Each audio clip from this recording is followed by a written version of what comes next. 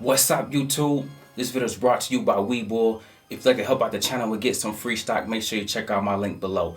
Hey, I'm Chris saying, and today's video is about 3 stocks that's in a buy zone that I need you guys to consider adding to your watch list, if not taking a strong position in, okay? But without further ado, guys, let's get ready to take a look at my portfolio. Okay, guys, on the road to 100K, your boy is currently sitting at $97,094.14. Listen, guys, I talked about this every single day.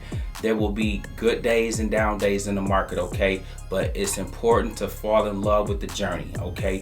Embrace the grind, but enjoy the climb. All right, and make sure that whatever you do, you apply that to in life, okay? Listen, guys, today it's all about 3 stocks that are in buy zones that I need to put on your radar, okay? Today is all about the big dog. It's one thing to tell you about SPAC plays, EV plays, short-term plays, easy money plays, but at the end of the day, you need your big dogs to take you to the promised land. And so in terms of where you want to hide your wealth at, these are some of the plays I want you guys to consider, especially because they're in the buy zone. Kicking things off with Nike, ticker symbol NKE, is currently sitting at $138.27. Listen, guys, this has a $185 price target on it. Getting in under 140 is perfect, okay? Listen, man, it's important that you guys are invested in the real quality companies, okay? These are what I call the big dogs, or the top dogs of the game, okay? Again, you want to make sure that on a journey, you're not in all volatile stocks, meaning stocks that's going up and then coming crashing down and keeping you in the red on a consistent basis. These plays are steady and consistent and will always give you a positive result, even if it's a little slower, okay? But because this is in a buy zone, I want to put this on your radar because they're headed to 185. Why not get in under 140 and enjoy a little bit of profit? Next up is Starbucks, guys. Ticker symbol SBUX is currently sitting at $102.78. They have finally crossed the $100 barrier. Listen, man, this has been a long time coming for this play. They've been slow and steady, all right? But again, in terms of another quality company, this is one that you guys want to consider, if not get a position established in. Check this out, guys. Both Nike and Starbucks have great China exposure. And as a result, again, because they have recovered sooner than the US, now their business globally can pick back up, which will then bode well for the stock for both of these plays. So keep that in mind when you're thinking about Starbucks. Keep that in mind when you're thinking about Nike, okay? A lot of room to run, especially in these already household quality companies, all right? And so again, with this one just now getting over $100, man, don't hesitate to ride the next leg up in this one as it takes off to go to new heights. And last but not least is Apple, guys. Listen, ticker symbol AAPL is currently sitting at $122.28. I like this at 120, okay? I think this has a $165 price target on it.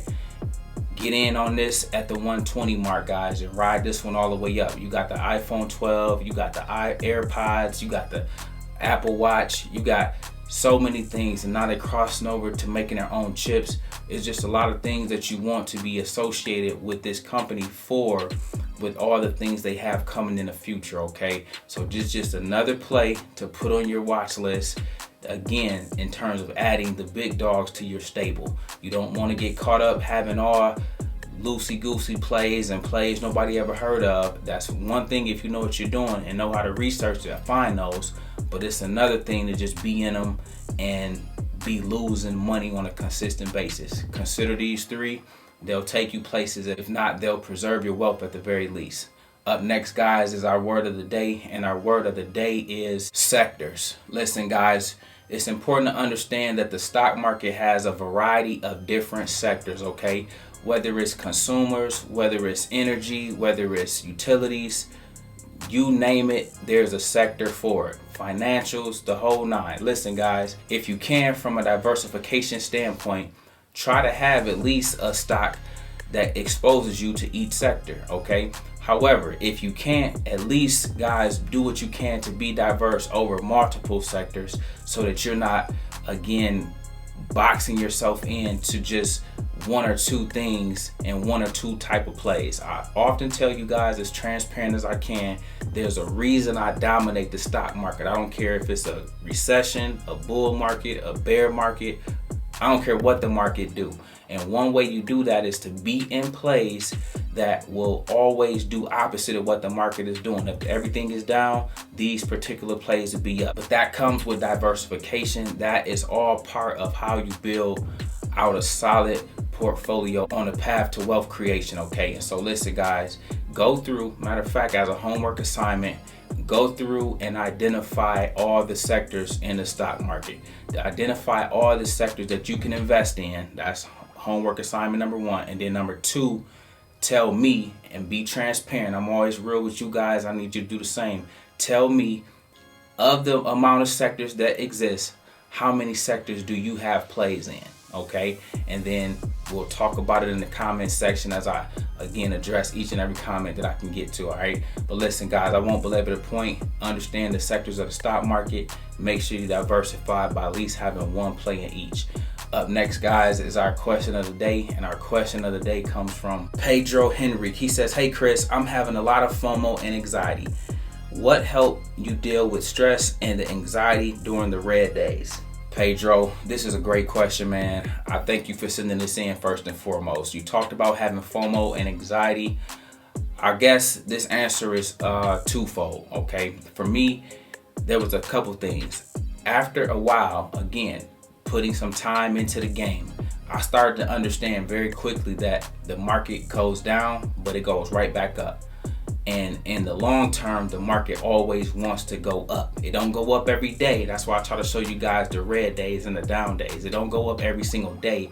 Over time, it goes up. If you ever look at the stock market, if you ever look at the S&P 500 chart, you will always see it trending upwards, okay? And because I understood that over time and learned that, oh man, why am I tripping? This day-to-day stuff don't matter. Because if it's down today, it'll be up tomorrow. If it's down for 2 days in a row, it'll be up on the third day. And so again, I had that realization. 2, I became a long-term investor. I'm never a guy that's been about get rich quick scheme. I don't got no pump and dump in me. Them kind of things are not even associated with my character. And so as a result, when you're a long-term investor, a byproduct of that was I never cared about what the market would do. I would just find a play when it was on the low, beaten down. I would invest in it, and then when I would come back, I would make $50, $60, $70, $80,000 because I held it long term. I bought it low and just let it recover. Okay, and so when I would go back and look at my accounts and then I would see I had all this money, it would be like, oh man, I ain't really do nothing for that except buy it when it was low and beat down.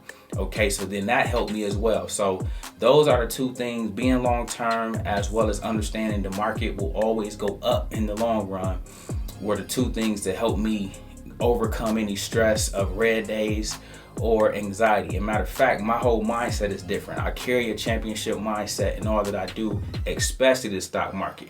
And so red days are my favorite days, to be honest with you, because those are the only days I can really find deals in the market to actually buy stocks. It's a lot harder to buy stocks when they're green or when they're up. And because I don't chase and because I have a lot of principles and a lot of rules, you're not going to catch me having a fear of missing out. You're not going to catch me chasing. You're not going to catch me buying stuff at a 52-week high unless that 52-week high is a new buy zone. Okay, but other than that, I'm always the guy that's sitting in the cut, you know what I'm saying, waiting for a stock to fall, waiting for something to happen to bring the price down, and then I buy it low. And that's why I tell you guys, I dominate even on the red days. Even though I try to show you guys to be in it with you, most times I'm still up $5, $6, $7, $8, $9, $10,000 on very, very bad days in most of my plays just because I bought so low. So listen, man, that is how I overcome it. That is what I do. Over time, you'll get there too, okay? If you're new or a beginner, it might take a little bit to get used to that feeling, but over time, you stick with it long enough and don't let it overwhelm you, you too will get to a place where you just kind of cruise through the red days. Listen, guys, if you have comments or questions, leave them below. I'll grab them and add them to my next video. Listen, I make videos like this every day, so if you like this one, make sure you check out the next one. Remember, most people see the end result. Very few consider the journey. Do me a favor, don't forget to like and subscribe to the channel.